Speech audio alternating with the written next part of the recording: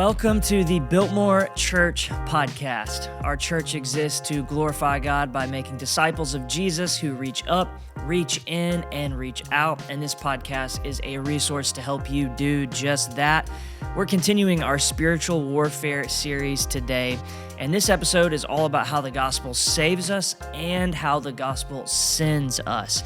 If you've ever wanted to share your faith, but you weren't sure where to start, where to begin, what to say, what to do, today's conversation is for you. So quick introductions. My name is Christian Cooper. I serve on staff here, and today I'm here with Michelle Myers, who is our discipleship coordinator. And Michelle, you had an awesome conversation with our friend Clayton King on Sunday between services up here in the studio to talk about how everyday conversations can become gospel conversations. Yeah, it was so good because he did such a good job articulating how we can be confident in our salvation and then how we can share the confident hope that we have with others. And he made it so simple. Yeah. Like every question that I asked, his answer was so simple and really encouraged me. And I've already been able to put some of it into practice. So that's awesome. That's been fun. So cool. I can't wait for you guys to watch and to listen to this awesome conversation that the two of them had on Sunday. Before we do that, let me go back and mention, obviously, we're in our series right now where we've been walking through talking about spiritual warfare and talking about the armor of God. And this past Sunday, we anchored the day in the piece of armor that is the helmet of salvation. And then we also were in Romans chapter 10, a few verses in there. So if you don't mind to read those for us before we jump into the conversation. Yeah, all right. Romans 10, 9 through 13. Because if you confess with your mouth that Jesus is Lord and believe in your heart that God raised him from the dead, you will be saved. For with the heart one believes and is justified, and with the mouth one confesses and is saved. For the scripture says, everyone who believes in him will not be put to shame. For there is no distinction between Jew and Greek, for the same Lord is Lord of all, bestowing his riches on all who call on him. For everyone who calls on the name of the Lord will be saved. Clayton, that was, we are in between services right now, and that was such a powerful moment that just wrapped up. And something that I love about you, because we've been friends for like a decade now, and I have heard you preach the gospel. I've heard you share a version of that dozens of times, but you share it now with more excitement, with more joy, with more urgency, even though you've done it more. And so I think the assumption would be that you would tire of the message, that you would like, but you don't. Like you said it while we were walking up here. You were like, I never get tired of that. And so what is it about sharing the gospel that fuels that passion in you even more now than in previous years? And you've never been not passionate. Yeah. Right. Yeah, I mean, I'm coming up on 39 years in ministry preaching the gospel. And I don't know that I really have an easy answer to that question, but when I just think about how I feel, like my emotional attachment to the gospel, it's like, okay, my marriage with Shari, we've been together 28 years, married 26, and now we're empty nesters. So I told her this yesterday. I'm like, the longer I'm with you, the more I like you. And in one way, I think that the longer I follow Jesus, the more I love him, the more I've seen him change me. The longer I follow him, I see so many people come to Christ. I've just seen the proof of what the gospel does. Yeah. So when I was 14 and I became a Christian, everything was ahead of me. Everything was out in front of me. I hadn't experienced the grace of God yet. But now that I'm 52, I can look back on 39 years of God's faithfulness and the power of the gospel to transform lives and what he's done in my life, how he's convicted me of my sin, how he has changed me, sustained me, taken me through dark, bad seasons of life. And I think the more I'm with him, it's kind of like what I told Shari, the longer I get to know you, the more I like you, the more I follow Jesus, the more I love him, the more beautiful he becomes. And as life gets harder, I think, Michelle, I also realize this world really has nothing to offer me of eternal significance. Yep. Right. I'm putting all of my investment in the kingdom, putting all of my eggs in Jesus' basket. That's where I want to be. So like today when I see people come to Christ and then I have a conversation in the lobby as people are dismissing with just one person. This guy pulls out his phone. He shows me a text. He goes, "This is my friend who is recovering from a terrible accident and couldn't come to church today. But he watched the message today, and the text was basically, I just gave my life to Jesus." Wow. So that's the kind of thing that just fuels my faith at this stage in my life where I am seeing a spiritual awakening. I believe the tide is turning in America. I've been saying this for a couple of years now. The awakening that we're watching happen, to me, is happening in real time, but I've seen the seeds begin to sprout and grow and bear fruit for decades now, going on 4 decades. And I believe we're going to see more and more of that before Jesus returns. Man. Okay, so let's talk about that for a second, because I think that there may be people that from their vantage point, they maybe see the opposite. They think the world is becoming, it's more broken than it ever has been. And so they're not seeing the spiritual awakening that you're talking about. Like, what is it that you would share with them to help them recognize what God is doing? Yeah, it's both and. Yeah. Both are true. Right. So simultaneously, right now, what we're watching worldwide, I believe, we're watching the world get darker and more deceived. We're watching everything that we're seeing on a daily basis, on a weekly basis, the politics, the wars, the division, those things are happening simultaneously as more people are coming to church. Bible sales are through the roof. I just read that report this week. The number of people from 2021 to 2025 who say that they are a born-again Christian and their faith is important to them has risen by 14% just in 4 years. Wow. In 2021, I think it was around 51%, and now it's 65% of Americans who say they've had a salvation experience and their faith is important to them. That went from 51% to 65% in 4 years. I also know what I can see with my own 2 eyes. I know what we just saw in that service, just at the Arden campus, Right. 66 people just responded to the gospel for salvation, and we haven't heard from the other campuses yet. I know that last summer at Crossroads Camp, 1,400 decisions for Christ.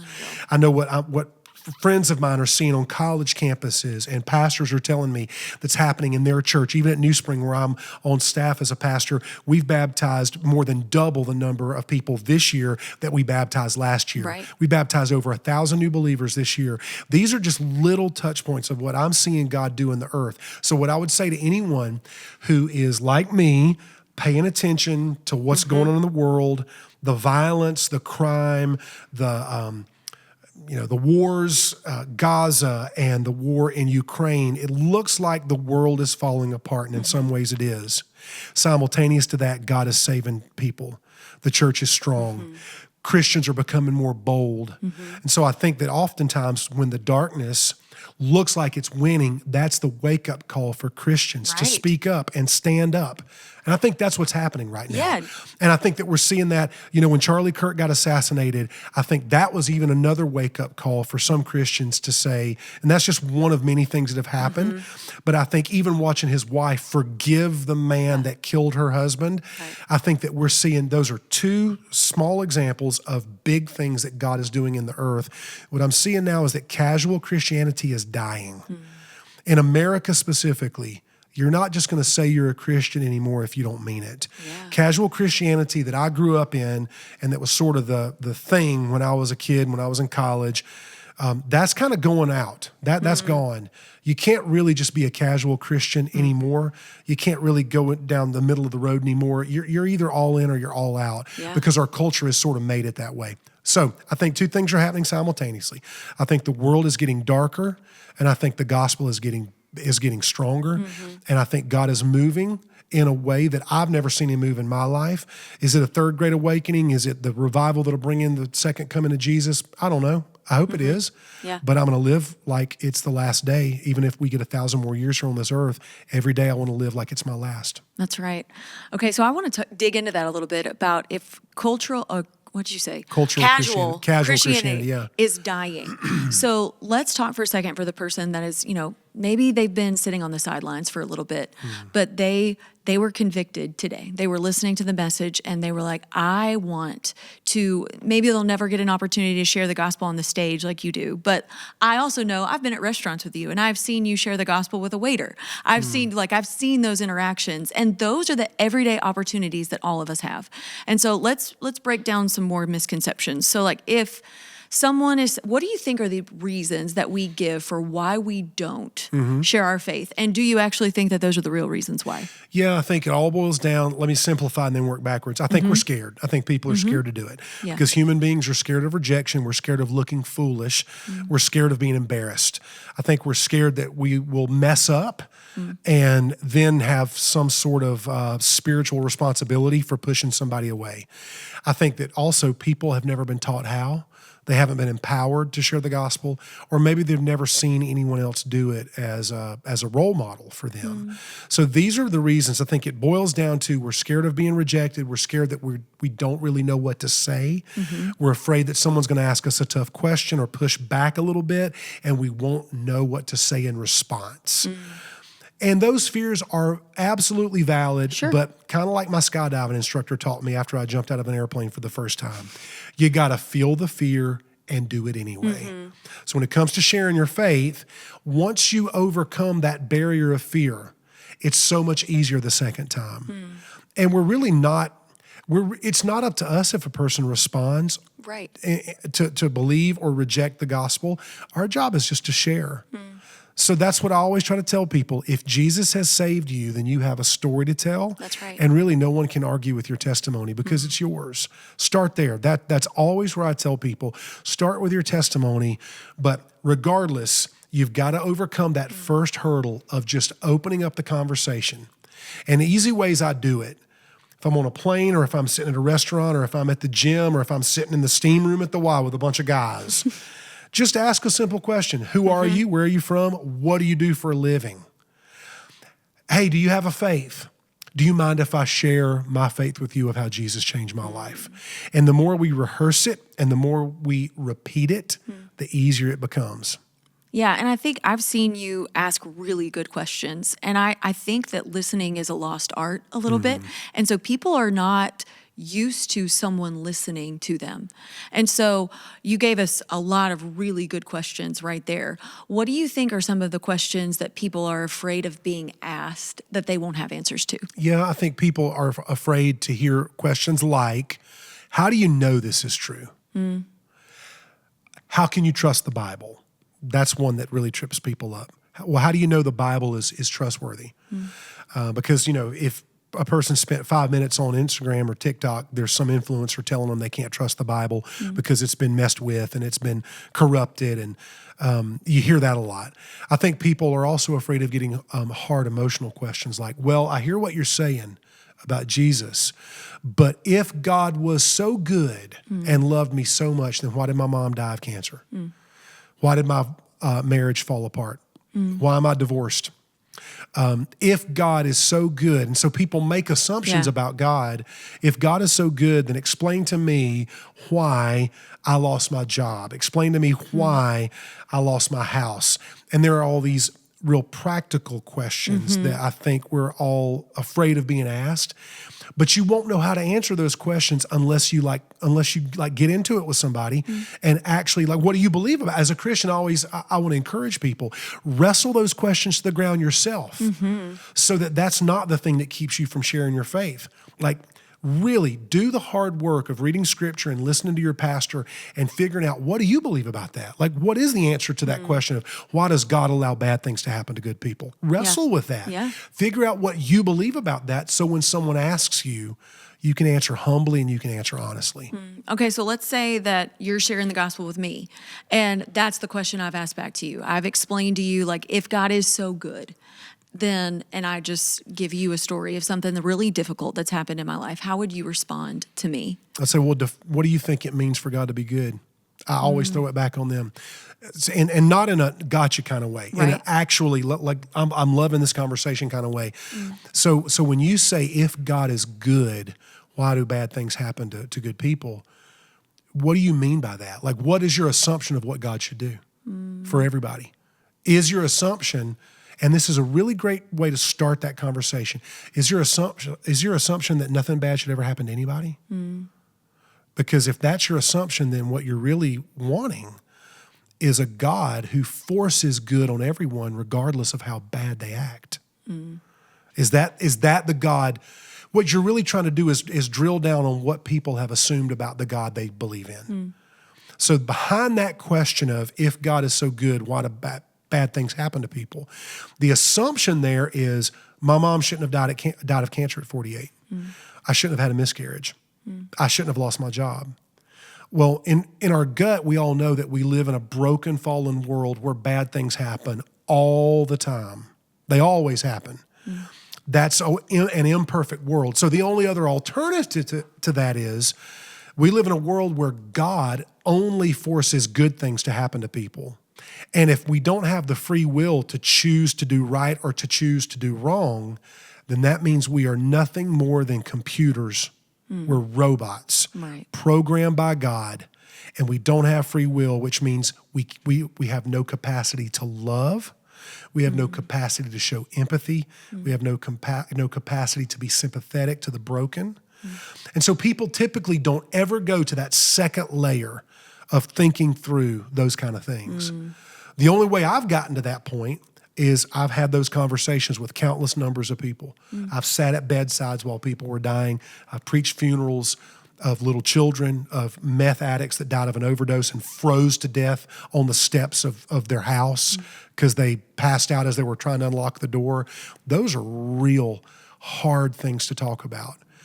And so there's an emotional side and there's a mental side to that.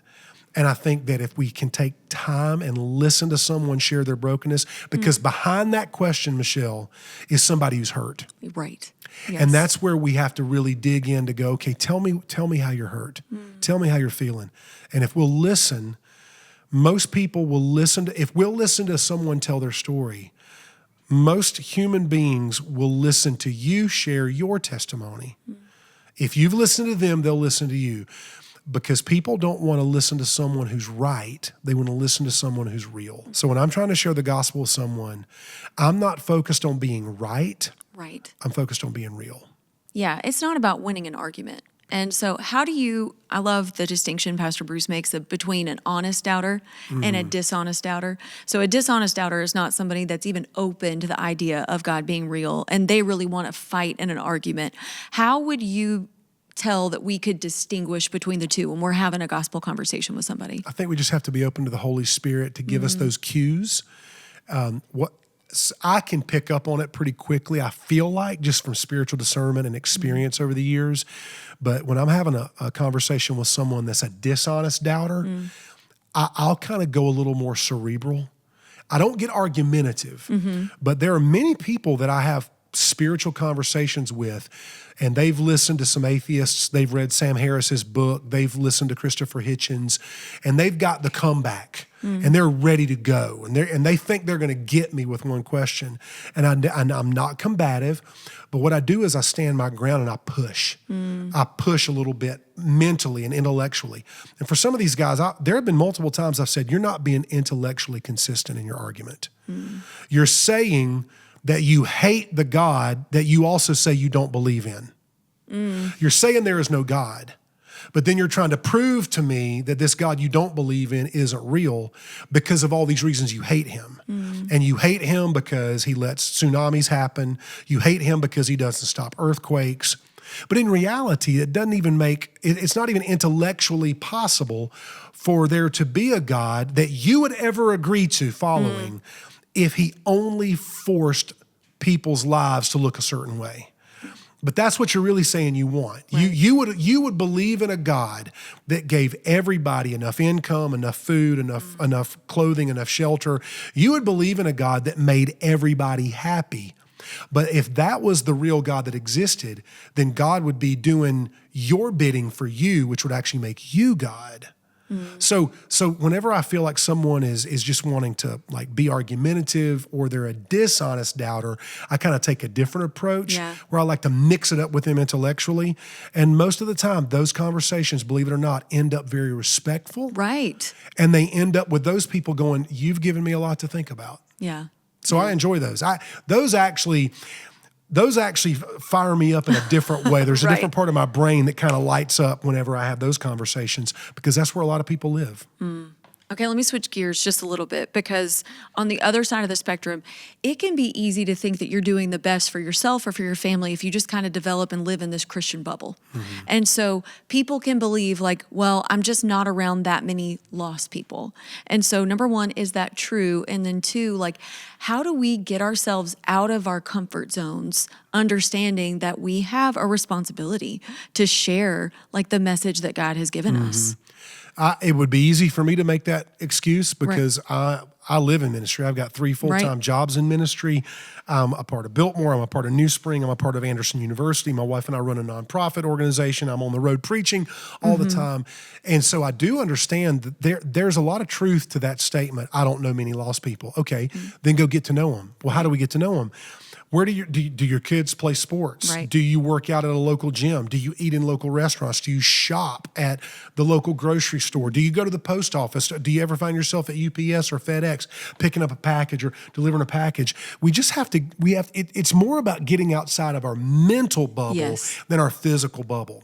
It's a mindset. Right. So my mindset is I'm always looking for the conversations God is having with somebody else so that I can join him. That's my definition of evangelism. That's good. 5 or 6 years ago, my definition of evangelism got turned upside down. And this is what the Lord, I feel like, breathed into my heart. Evangelism is simply joining God in a conversation he's already having with somebody else. Because evangelism, if it's just something you do, is going to always feel like a chore. But if evangelism is part of who you are, then your eyes are going to be tuned and your ears are going to be listening and you're always looking for and watching for an opportunity to just speak into somebody's life. And it starts with a simple introduction. Hey, my name's Clayton. Who are you? Have I met you before? Yeah. Or, at the gym, hey, you need a spot? Or just walking up like I do this at the Y. I work out about the same time every day. And if I see somebody new that I don't recognize, I introduce myself. Yeah. I just walk up to them and say, hey, I haven't seen you in here before. Are you new? Where did you move from? And I just have a conversation with them so that the next time we talk, I can invite them to church or I can find out that they're going through something hard. This just happened to me recently. Somebody at the gym, this guy that I've talked to, never even invited him to church. But he knew who I was because our church is big. And he walks up to me one day, had my earbuds in, I'm listening to music. He goes, hey, can I get you to pray for one of my family members? And he shared a prayer request with me. That was my open door to invite him to come to church. Man. So it's really not that hard, y'all. I'm telling you, it is so easy to just be a real human being who lives for Christ. People will open up to you if you're just real with them. It's not that hard. Man, I've heard you say some version of this of, we have nothing to lose if it's awkward. Right. But they have everything to lose if we don't share the gospel with them. And so how do we keep that urgency? Let's close here. How do you keep that urgency without feeling pressure? Because salvation is still God's job. It's not our job, but our job is to share. Yeah. The way I do it is I always remind myself salvation belongs to the Lord. This was his idea. This is his assignment to me. So all I'm doing is I work for him. So I do what my boss tells me. And I'm not just doing it because it's a job. I actually love it. So the pressure is off. I do know what it's like to have a burden, and we do need to have a burden for lost people. But in the same way, it's both and. We don't have to just be robotic in our presentation of the gospel. But at the same time, we have to have enough faith in God that if a person is not interested or they reject it or they're not ready now, we can't let that derail us. And I know when I first became a Christian, when I would share the gospel with someone and they would say, no, I don't want to become a Christian. Man, I would stew over that for days until my dad told me, he said, son, it's not up to you to save anybody. All you can do is share the gospel. The salvation part is up to them responding to God. And that really set me free. So I don't live under that weight anymore. For me, it's more of a joy and it's more of a delight and less of a duty now than it used to be. Okay, so let's end here. If someone just says, okay, I want to take one step this week in boldness, what would you encourage them to do? Make cookies and go knock on your neighbor's door in your neighborhood. So good. Make cookies. Just go by their house, and if they're gluten-free, say, "Oh, I'm sorry, I'll make you some gluten-free cookies and bring them next week." Because my wife is gluten-free, so I'm always thinking about that. If we don't know our neighbors, we can't share the gospel with our neighbors. It really is as simple as just walking up to the door and knocking on the door. Hey, I've never met you before. I just wanted to bring you a gift basket. Go to Ingles and buy them a gift basket. I'm just trying to get to know our neighbors. In a world that's so disconnected, where we're always scrolling on our phone and we don't know people, our family, we just want to know our neighbors. It's that easy. It's as easy as at the restaurant when the server comes to take your order. Hey, we're about to say thanks for our meal, but before we pray, is there anything I could pray for you about? I know we're perfect strangers, but as a Christian, I just believe in prayer. Is there anything in your life I could pray for you? I've only had one person in my entire life say no. Wow. Only one. When you're in line at Target and the lady begins to take your stuff and you're about to scan your credit card, they're wearing a name tag. Call them by their name. Hey, Julie, my name's Clayton. You have a name tag, I don't, so I thought I'd tell you my name. Hey, Julie, are you having a good day? Yes, I am. Well, good. Hey, thank you for taking care of me today. I know this is going to sound weird, but I'm a Christian and I like to pray for people. And I'm going to pray for you when I get in my car if there's anything you share with me that I could pray for you about. Guys, it is that simple. It's like second nature for me now because I've done it for so long. Start there. Man, what a great conversation that you and Clayton got to have this week. There's so many practical application steps that he gave, especially toward the end of that conversation. I don't know that we really need to add anything to that for this week's practice, other than just go back, listen to that, put into practice some of the things that the two of you were talking about this week when it comes to sharing your faith. The simple things like baking cookies and taking it to your neighbors. I love that idea. Simple. And just not overcomplicating it was one of the big takeaways that I had listening to that conversation. So we're so grateful that you listened to this, so grateful you watched today. We want to encourage you to join us Sunday as we continue this incredible series, and we'll be back next Wednesday for another episode. As always, you are loved and sent.